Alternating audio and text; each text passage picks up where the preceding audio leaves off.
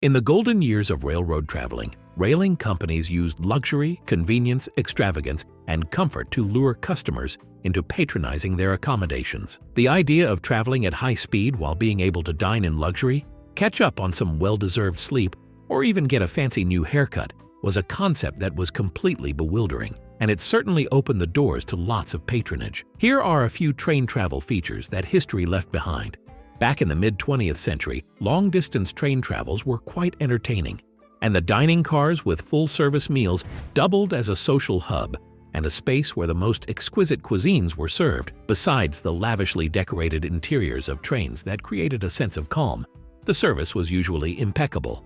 Travelers dressed in elegant suits and dresses sat in comfy seats, flipping through train menus consisting of local and continental dishes, served with roast beef, fresh fish, and, you won't believe it, lobsters. Meals were typically prepared on board, in a compact kitchen with skilled chefs who had to make do with the small space while cooking up dishes that rivaled even the finest restaurants. Travelers enjoyed gourmet meals while looking out the window, soaking up the breathtaking view of the countryside. Before the dining cars, passengers had to grab a quick bite at various stops on the way. This all changed to meet the growing demands and even became very profitable for the railways.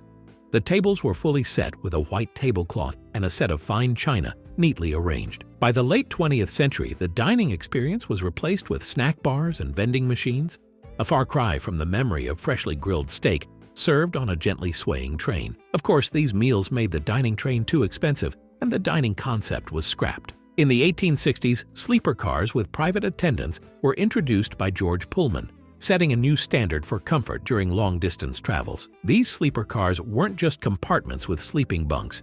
They were elegant, well-designed sections with comfortable beds equipped with mahogany paneling, velvet curtains that provided covering, and brass fixtures that gave your space a touch of class. The plush seating converted into beds, making overnight travel a relaxing experience. Pullman porters were well-trained attendants that ensured that beds were made and were always on standby to help with personal needs. In most cases, attendants were mostly synonymous with first-class rail service, and passengers could relax, knowing that their designated porter was just a bell ring away. Railways that offered this level of hospitality were always favored. Interestingly, the concept of sleeper cars is still available today, with the availability of the Amtrak passenger rail service, which took over the U.S. in 1971. However, the era of private attendants and five-star services has mostly faded into history. Another feature that transformed railroad travel was the observation domes.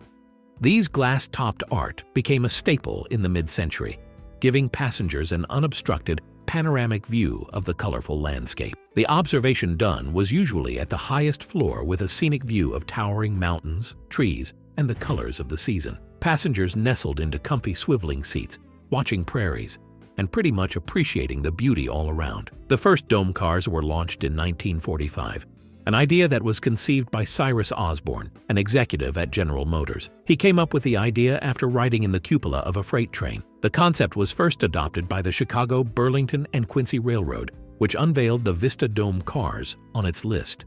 Soon enough, the Union Pacific, Santa Fe, and Great Northern took up the trend, each competing to offer the best experience on all routes. Observation domes were also social hubs where passengers would meet to network, have a sip of the refreshing cocktails, and soak up the view. The Super Chief of the 50s was the champion of the Santa Fe Railroad and came with one of the biggest domes, making it a go-to for high-status travelers and celebrities who mingled under the gleaming glass with the breathtaking view of the night stars. Though the dome is now a rare structure, it is a memory that many will always cherish. Believe it or not, there was a time when the fastest way to move mail was through mail cars, popularly known as the railway post office cars. They delivered letters and parcels across the country with precision. Designed in the 1860s, the train cars were fully functional and were like post offices on wheels, with postal clerks or mail clerks who would work tirelessly, sorting mails, stamping the packages, and preparing mail bags in the designated space. By the time the train arrived at its next major stop, all the mails and packages were already sorted and ready for distribution. This meant that sorting had to be done with lightning speed. Mail cars played such a pivotal role as many individuals and businesses depended on the packages and letters being delivered. The mail-on-the-fly system was an interesting part of the railway post office feature. Since the train couldn't stop at every small town, clerks would prepare outbound mails and throw them off the moving train into a designated mail platform.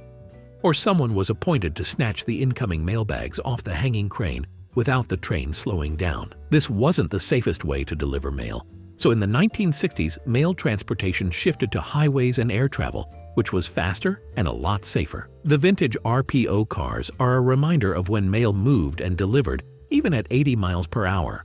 If you were wealthy in those days, luxury Pullman cars were your best travel options. Pullman luxury began in 1867 by founder George Pullman, who introduced his first sleeper car, the Pioneer. This was a breakthrough in comfort compared to other cramped and uncomfortable overnight accommodations.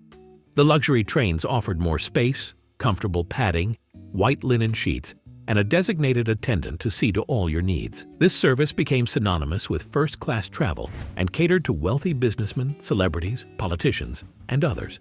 By the late 19th century, Pullman luxury was well known for its opulence and lavish drawing room suites with private bathrooms, exquisite dining cars serving gourmet meals on the finest china, and observation lounges with leather armchairs that provided an ecstatic view. Trains like the 20th Century Limited and Broadway Limited featured luxury Pullman cars that rivaled the finest hotels in that era. As glamorous as the Pullman luxury cars were in their time, they began to fade with the introduction of personal automobiles and airplanes.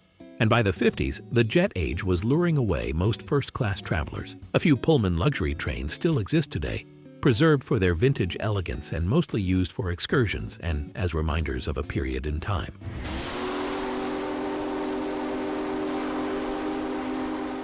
The thunderous chugs from a distance and the piercing call of whistles announced the arrival of the steam locomotives, with its raw power and its call to adventure. These iron giants breathe thick smokes as they move on opposite rails, carrying passengers and mile-long freight cars across the vast landscapes of America, Europe, and beyond.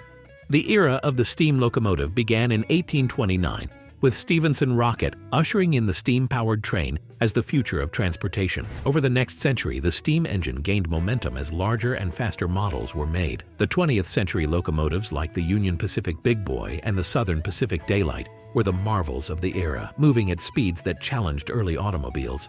The operation of the steam locomotives was pretty hands-on. The firemen, often drenched in sweat, had to shovel tons of coal into the firebox, keeping the boiler pressure high enough to power the train. The engineer had to grip the throttle with a steady hand to control the metal beast, a job that required skill and experience. The arrival of diesel-electric locomotives, like the renowned E-units and F-units of General Motors, proved more efficient, requiring a lot less maintenance, with no need for water stops, unlike the steam locomotive. The sleek and streamlined diesel trains didn't shoot massive smoke into the environment, which was a win for the atmosphere. By the 1960s, the steam locomotives had almost disappeared from commercial duties. They are used today as a fanfare, as fans of the old era gather to watch the locomotive charge forward, belching its coal fumes into the sky and filling the air with its iconic whistle. Early trains also came with some of the most interesting amenities that offered convenience and entertainment. Onboard newsstands and barbershops are features that were particularly useful for long-distance travels, especially as passengers relied on printed media to stay informed and entertained during their journeys. Luxury trains were often stocked with the latest newspapers, magazines, and other reading material.